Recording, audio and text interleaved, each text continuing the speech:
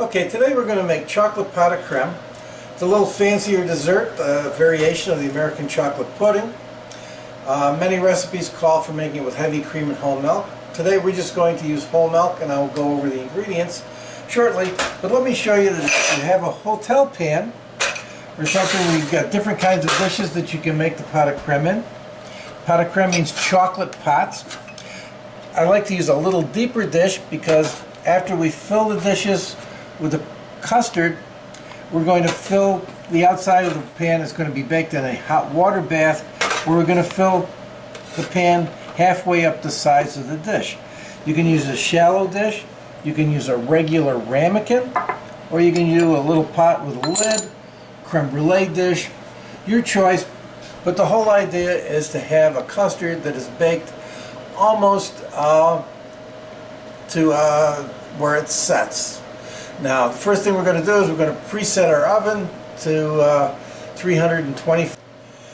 Okay, the ingredients we're going to use for this dish is we're going to start off with 1 cup of whole milk, 3½ ounces of granulated sugar, 4 ounces of a bittersweet high-quality chocolate, 1/2 teaspoon of vanilla extract, 1 tablespoon of a coffee liqueur, and we're going to use 4 egg whites. Now these are separated, we're using 4 egg yolks. The egg whites have been separated, and those can be saved to make egg white omelets. They could be used in cakes, they could be used for making meringues, but it'd be a shame to throw them away. I'm going to recommend that you always measure ingredients. It's good to have a scale that you can zero out and has different units, because some recipes today are written in grams or liters, and other recipes are written in pounds and ounces. So it's always good to have an electronic scale for weighing things out. Okay, the first thing we're going to do is take a stainless steel non-reactive pan. We're going to add our 1 cup of whole milk, and we're going to bring that up to a simmer. We do not want to boil it.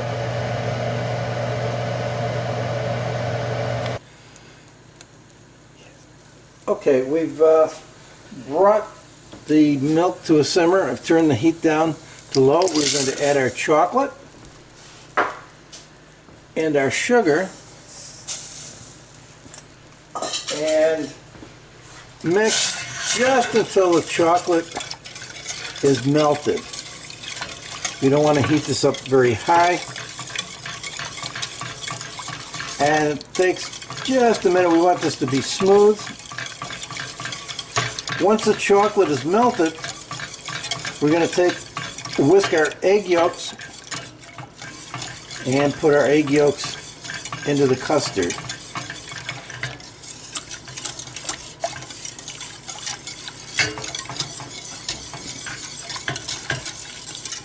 It appears that our chocolate is melted. Going to lightly whisk the egg yolks and whisk into the chocolate milk mixture to make our custard.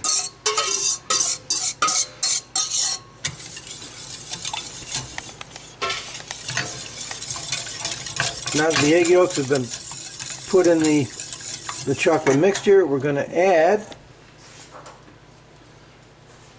our coffee liqueur and our vanilla extract. The vanilla extract always seems to bring out the flavor of the chocolate, and you'll find most chocolate dishes have vanilla in them. Okay, now that the eggs have been incorporated in the chocolate mixture, we're going to ladle our chocolate into our ramekins, trying to be somewhat neat on this. They don't have to be filled completely to the top.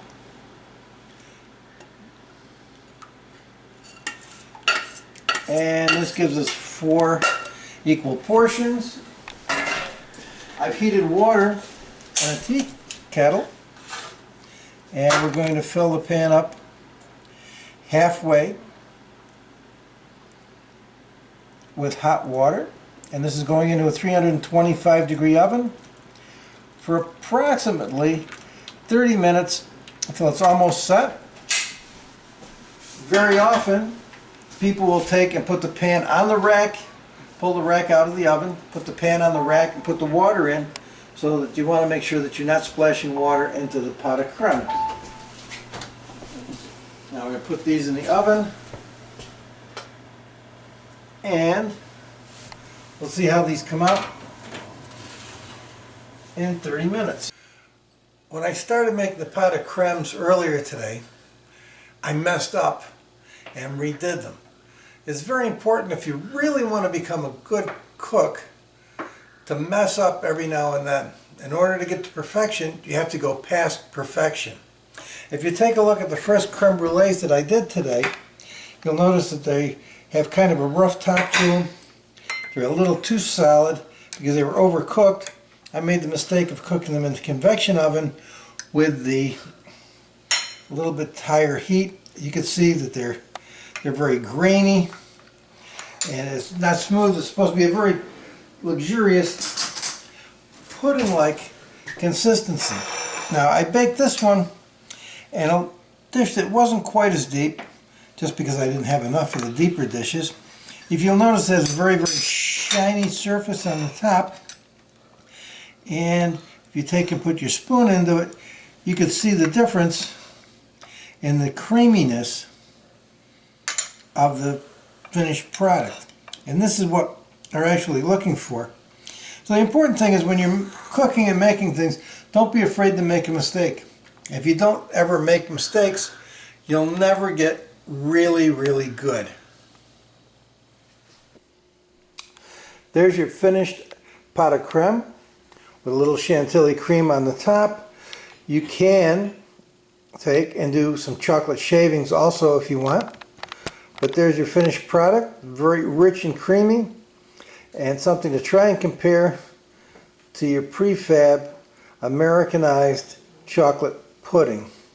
So that's a chocolate pot of creme, and there you have it.